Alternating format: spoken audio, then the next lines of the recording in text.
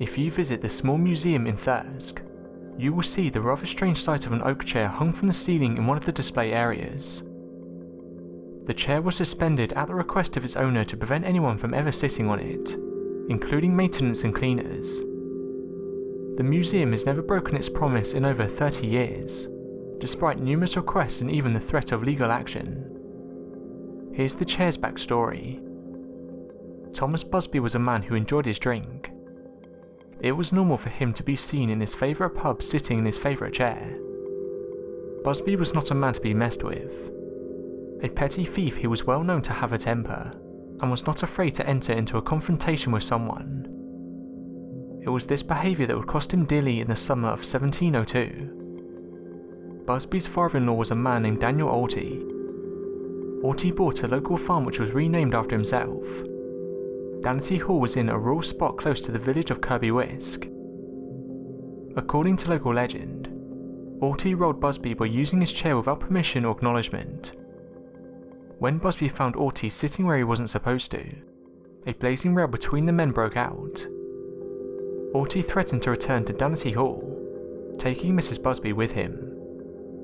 Sometime later that night, Tom Busby gained access to the hall, and ended the life of his father-in-law.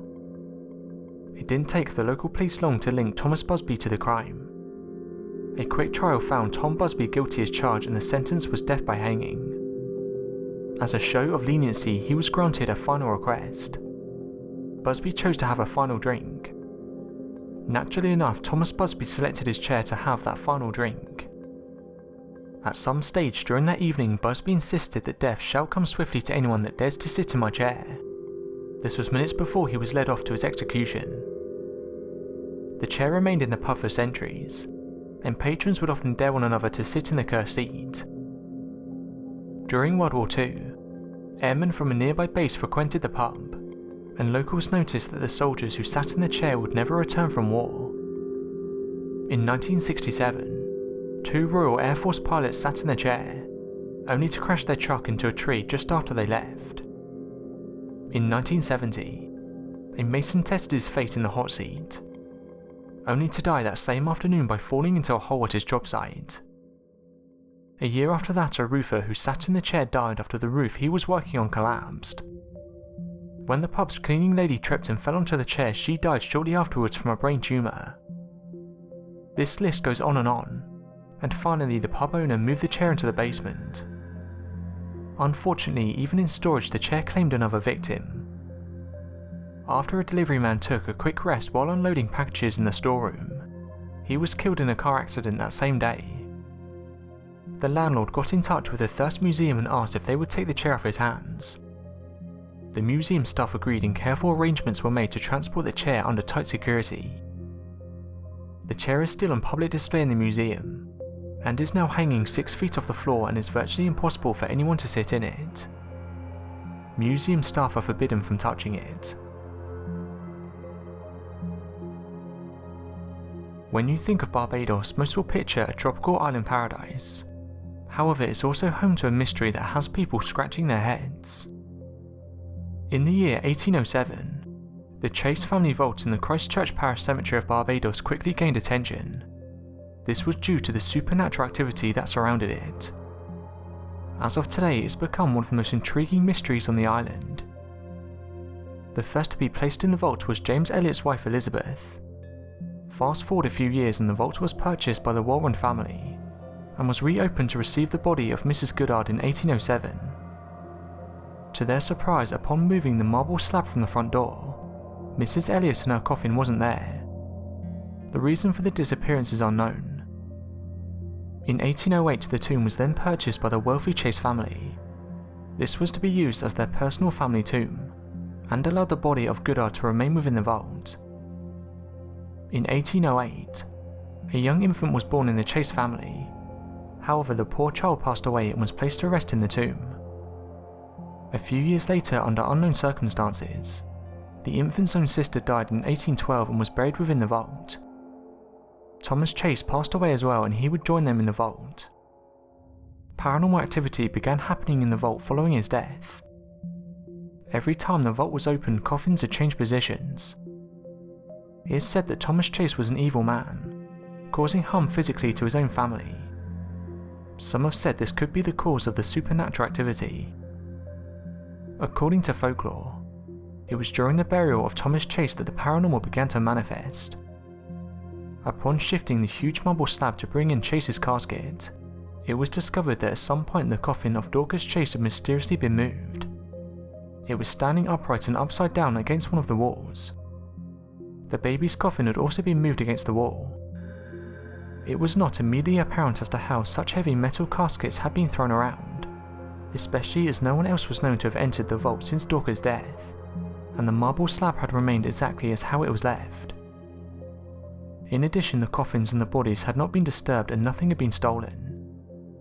The incident was blamed on vandals, the coffins put back where they belonged, and the vault was resealed even tighter than it had been before to deter any future break-ins.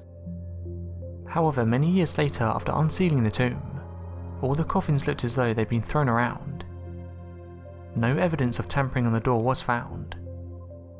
The mysterious moving coffins remain a mystery.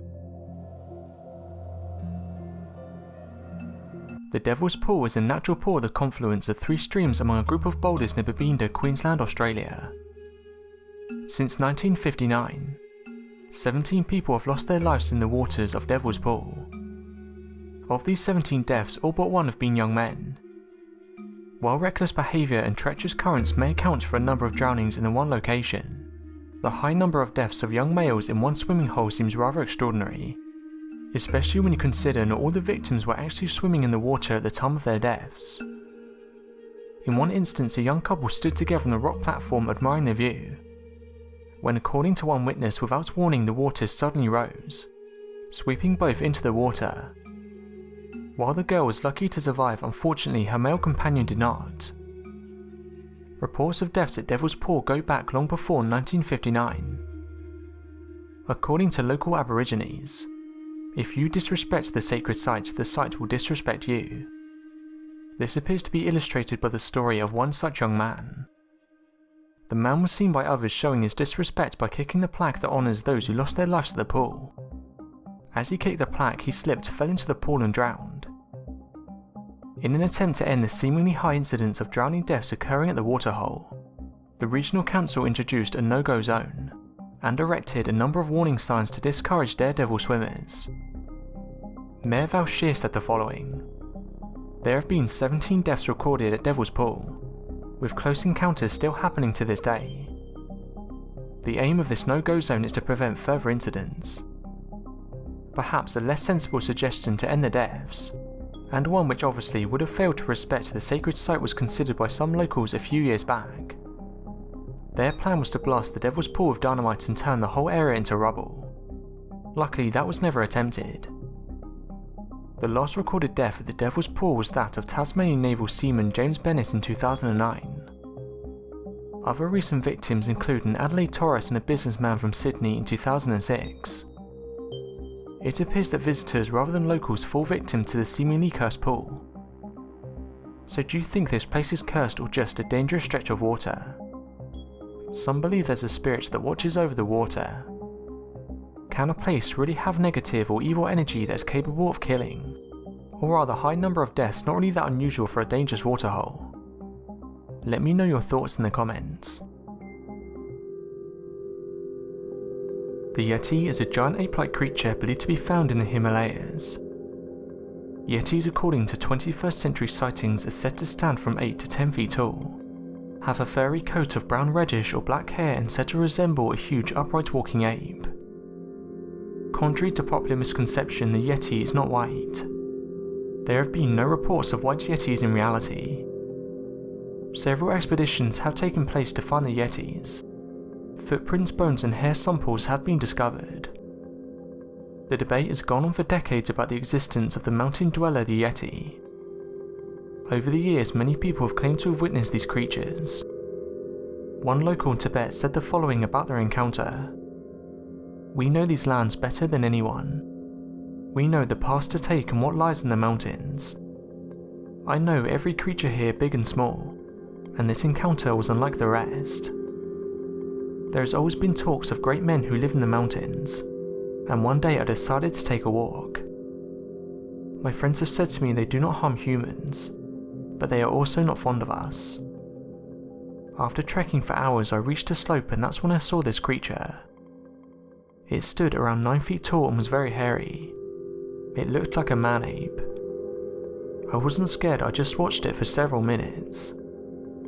It's common belief where I live that these creatures share our home. If you want to see one, you have to be willing to go into the wilderness. Very rarely do they come to you.